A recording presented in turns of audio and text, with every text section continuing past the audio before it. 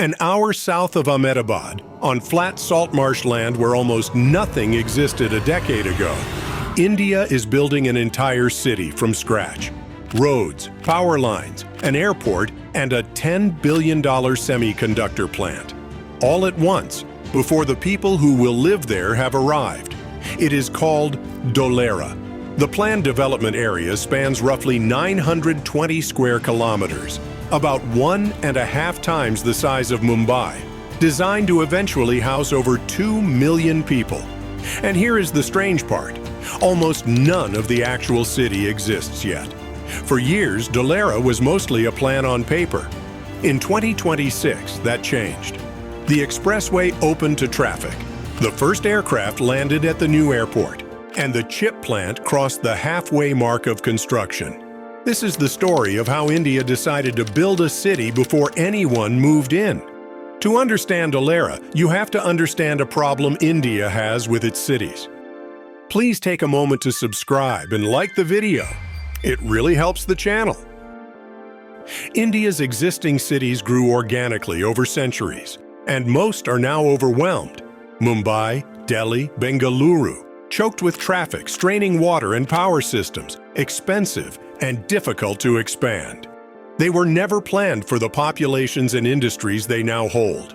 Retrofitting modern infrastructure into these dense, chaotic cities is slow, costly, and often impossible. So India asked a different question. Instead of fixing an old city, what if you built a new one correctly, from the ground up, with all the infrastructure designed in from the start? That is the core idea behind Dholera, India's first purpose-built greenfield smart city.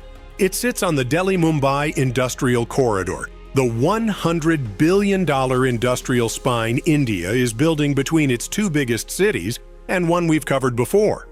Dholera is the corridor's flagship node, the showpiece meant to prove India can build a world-class industrial city from nothing. The location was chosen deliberately. Large, flat, sparsely populated land near the Gujarat coast, with room to build without demolishing anything. Bare land here is a feature, not a problem.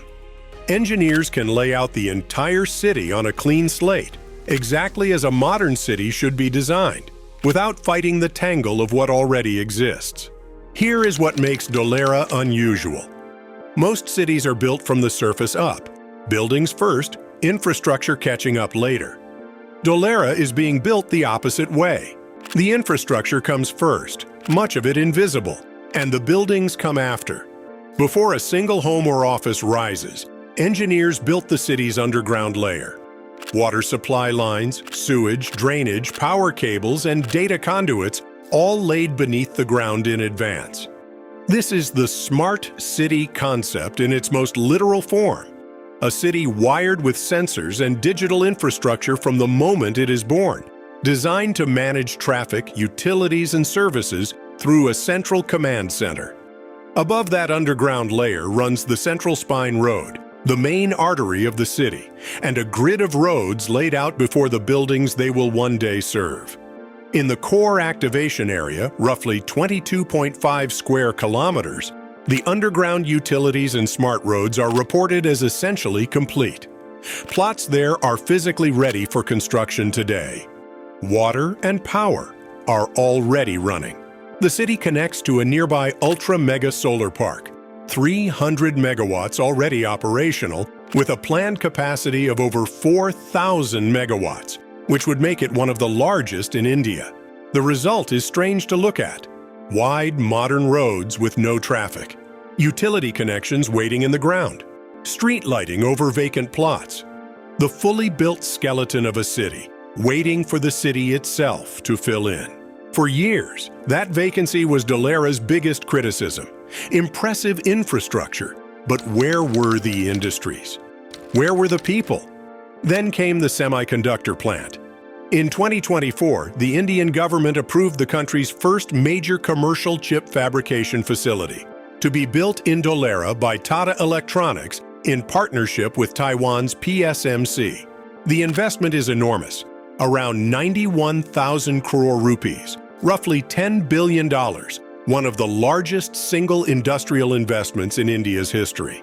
This matters far beyond Dholera. Semiconductors power everything from phones to cars to weapons, and India currently imports nearly all of them. This plant is the country's first real attempt to change that, and Dholera was chosen as its home. Building a fab on this land created its own engineering problem. Chip-making equipment is so sensitive to vibration that the foundations had to be redesigned, specifically for Dholera's soft marshland soil. In a fab, the concrete is the cheap part. The perfectly stable, ultra-clean environment above it is what costs billions. By 2026, construction had crossed roughly 50%, shifting from building the structure to installing fabrication equipment, including advanced lithography machines from Dutch supplier ASML. Trial production is targeted for late 2026. At full capacity, the plant is designed to produce around 50,000 silicon wafers a month, each wafer cut into hundreds of individual chips. Output at that scale could feed millions of devices every month. The plant transformed Dholera's story. It turned a vacant smart city into the anchor of India's chip ambitions, pulling in suppliers and global technology partners around it. Dholera now brands itself as India's semiconductor capital. 2026 was the year Dholera started becoming real. In March, the Ahmedabad-Dholera expressway opened to traffic, cutting the journey from over 2 hours to around 45 minutes. In June, the Airports Authority of India conducted the first trial aircraft landing at Dholera International Airport. The runway and control tower are complete, the terminal is being finished, and cargo operations are expected first, followed by passenger flights. The roads are there, the power is there, the airport is coming, the chip plant is rising. But there is still one thing Dholera cannot manufacture: a city. Building infrastructure is one thing. Filling a city of 2 million is another. Greenfield cities around the world have a mixed record. Some thrive. Others sit half-occupied for decades, expensive monuments to ambition that outran demand. Dholera's full vision extends to 2040 and beyond, and the completed activation area is a small fraction of the eventual 920 square kilometers. There is also a quieter concern. Around a project this large, land prices have swung sharply, and warnings about plot scams and unregistered sellers have become common. A city built on promise attracts both genuine industry and pure speculation. The infrastructure is real. The chip plant is real. Whether people and industries actually arrive is the question the next decade will answer. Right now, Dholera is a city caught between blueprint and reality. India built it backwards on purpose. Infrastructure first, city second. The bet is that if you build the foundation perfectly, the rest will follow. It is one of the most ambitious urban experiments anywhere in the world, an attempt to manufacture a great city the way you would manufacture anything else. But infrastructure does not make a city. People do. The foundation is nearly done. The first plane has landed. The first chips are months away. India built the city first. Now it is waiting to see if the city arrives.